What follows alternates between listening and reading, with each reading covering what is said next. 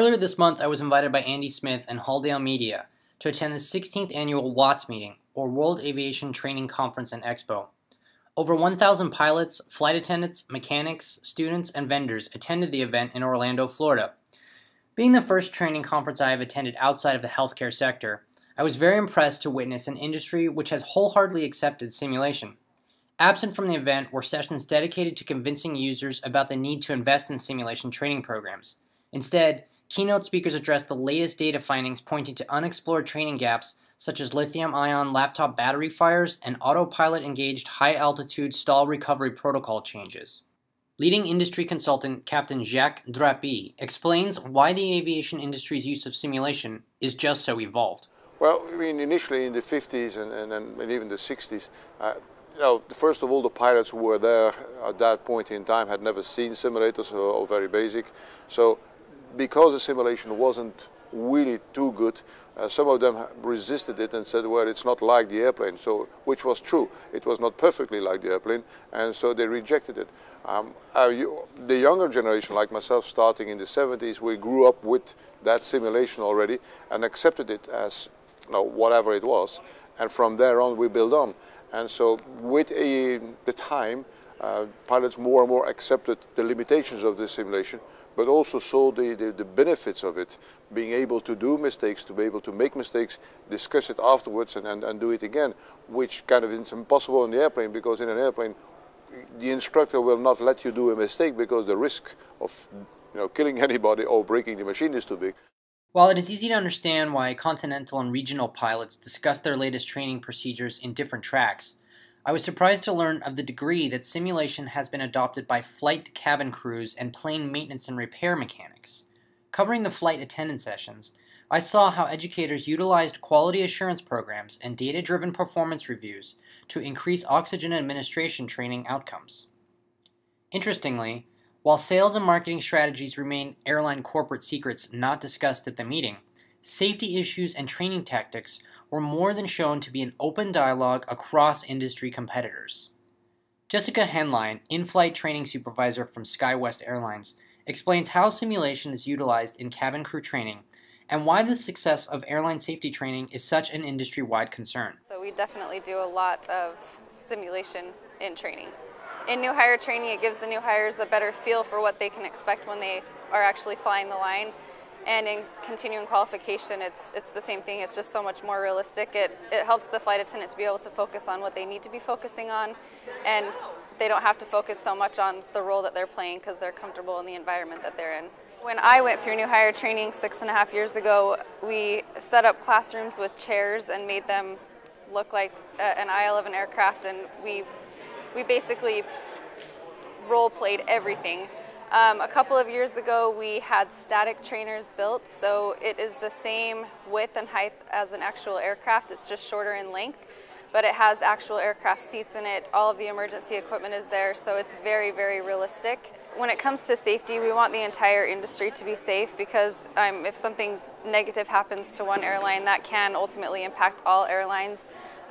We don't really share things that have to do with our marketing plans or our business plans, but when it comes to safety, most airlines are very open to sharing. In the mechanic-based sessions, I saw further parallels to the healthcare simulation industry, as presenters covered standard operating procedures and the types of equipment that their training spaces utilized. One mechanical educator from Bell Helicopters reminded us why airline manufacturers remain in such support of advanced training platforms. We know that if we sold an aircraft to someone who has a dangerous event and has an accident, then we won't be in business any longer. So Larry Bell, our founder, was real smart about this. In 1946, the Bell Training Academy was established. In the WATS exhibit hall, a variety of the latest training technologies and support companies were on display. Tabling were major manufacturer training providers, pilot part task trainers and computer-based trainers,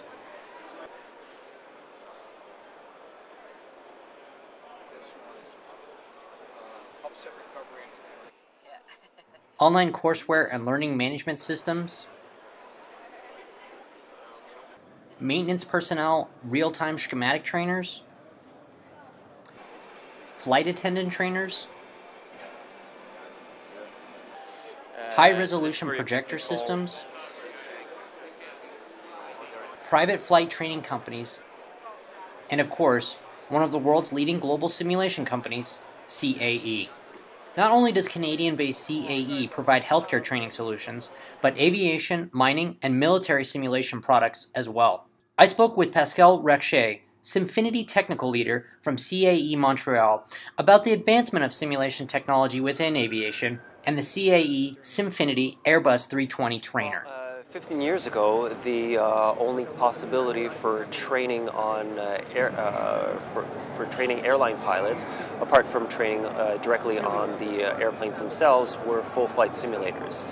These days, with the advance of technology, the advance of computing power, it's now possible to have a fully immersed training device simply running off a desktop. What we're looking at here is the Simfinity IPT, the Integrated Procedures Trainer. What we're showing today is an Airbus 320. What you see is a series of different sized LCDs. These are all touch screens, so the student can go and interact directly with the simulation and interact directly with the graphics. All of these screens are linked together to the simulation so that when the student goes and performs a procedure, they have the same reaction as they would in the full flight and as they would in the actual airplane. To enhance the training, we've added what are known as tactile panels. So simulated panels that have the touch and feel as per the real aircraft, so that the students get used to touching the different buttons. And also what's important in these devices is the aspect ratio is as per the aircraft. So the students build what's called muscle memory, so that their hands realize where the panel is before their eyes can get to it. We also enhance the training with what are known as active schematics. So schematics that are, again, linked to the simulation, so that whenever an action is performed inside the cockpit, you can see exactly what happens inside the different systems. Any airline manufacturer that produces new aircraft wants to have simulations of their aircraft produced before the actual aircrafts are delivered. Because what the airlines want is to have trained pilots as soon as they receive the new aircrafts. That means that the simulation and the simulators must be created and up and running before the actual aircraft is delivered to the launch customer.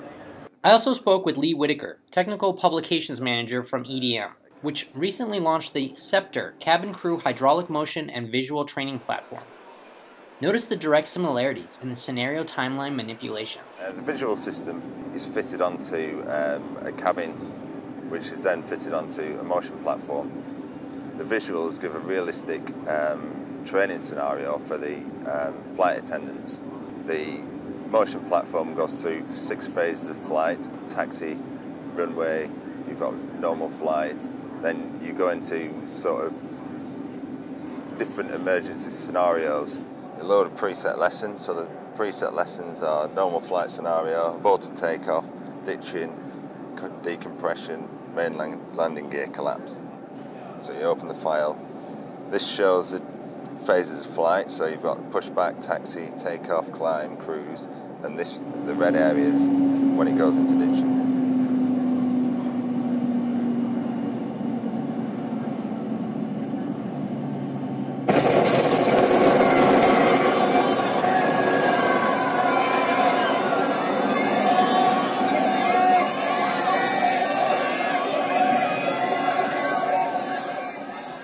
Intense stuff. While 1,000 pilots, flight attendants, and mechanics continued with sessions throughout the 3 days, a cohort of recent Pan Am Flight Training Academy graduates were provided an opportunity to tour the exhibit hall. Newly licensed pilot Walter Ummerling from Costa Rica explained the benefits of simulation during his education. The simulator I've done is a G1000 simulator, because once you get in an airplane, you have to deal with the wind condition, with the clouds, and with an air traffic controller. So if you're starting your instruments, which is my case, it's easier just to fly in a simulator first, so you can get to know the system, get to know the procedures, and after get on a plane and deal with the weather and the ATC because conditions can change and it's harder for you to fly the airplane and learn the new stuff. So I think the simulator is a great opportunity to know the system you're flying in, the new system, know your procedures, and then you get to the airplane knowing what you have to do and just make a little bit of changes. I think it's something good because you don't want to get to that situation and not be prepared and not know how to handle it. So it's really good to be able to practice some situations in a simulator that you wouldn't encounter in a plane usually, and it's safer if you do it in a simulator because your feet are on the ground. Returning to the Halldale Civil Aviation Training magazine booth again, I asked Captain Drape what advice he had for those of us within healthcare who are looking to get serious training outcomes from simulation. So when you're going to use a simulator, of course, you buy the simulator and it costs you whatever it costs this, about 9-10 million for a basic simulator but then you need to have the complete stuff. So you need to have the facilities to host the simulator. You have to have special technicians to run the simulator, and especially, of course, the simulator is a tool. So the tool needs to be maintained and hosted, but then you need people to use the tool, meaning the instructors. So you need to have good programs, because you can't. A simulation is perfect in terms of education if it's done well. Now, if you're going to use the simulation in a wrong way, you can start doing negative training. So it's very important that the training syllabi are well prepared, are well thought through, and have been tested by the instructors before they're used on trainees. The instructors need to be standardized. The instructors need to know what are the limitations of the simulation, how far they can go. So it's a dangerous tool as well. So you can, from a mental state, you can really break a pilot in a simulator, or you can build one. So it's very important that the whole environment is well prepared. It's just not a simulator, no, it's a total package that needs to be ready. After seeing an industry which has had a 50-year head start with simulation at WATS 2013, there is no longer any doubt in my mind that in the very near future, simulation will permanently become a leading training methodology within healthcare, especially since we have the benefit of aviation's history, which has shown where training with simulations can take us. To stay up to date, subscribe to HealthySim's YouTube channel and visit halldale.com and healthysimulation.com. Finally, click a speaker below to watch their full interview.